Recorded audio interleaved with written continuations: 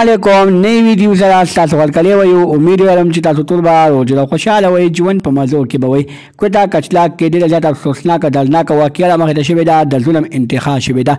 مور او څلور ماشومان بچي چا ظالمانو په چاړه باندې حلال کړي دي یعنی هغوی ذبح کړي دي دوستانو دا واقعه څنګه رامخته شوه دغه ظالمانو داسې کار ولې وکړو دغه ظالمان څوک دي ټول معلومات درسره په دې ویډیو کې شریکوم د نورو معلوماتي ویډیوګانو لپاره زموږ چینل سبسکرایب کړئ تر نشا خامخا وخی چې زموږ خالي رواني معلوماتي ویډیو تاسو ته په اسانۍ سره ملاويږي دوستانو ډېر زیات ظلم شوی دی زیات افسوسناکه دردناکه واقعه رامخته شوې ده د ظلم انتخاب شوې ده کوټه کچلاک کې یو مور او څلور ماشومان بچي په چاړه باندې چا ظالمانو حلال کړي دي د پښمنۍ په وخت باندې دوستانو نخښتم پښمنۍ کوو یعنی نن نخښتم روزه د پای تیارې کولو خو دوستانو چې کله د دوی په کور باندې یو سړی ورختلی دی یو نه دوستانو دا د یو سړي کار نه دی وایي چې په دې باندې څه کسان وروختل او هغه کسان دوی په کمره کې ګیر کړل او په یو بل په مخامخ دوی حلال کړل دوستانو هغه وخت کې دغه ماشومانو په زړه باندې څه تېر شوی وي هغه وخت کې دغه ماشومانو په زړه کې څه ویلي وي دغه وخت کې ماشومانو باندې څومره سخته تېره شوي وي چې ماشومان په مخامخ باندې اول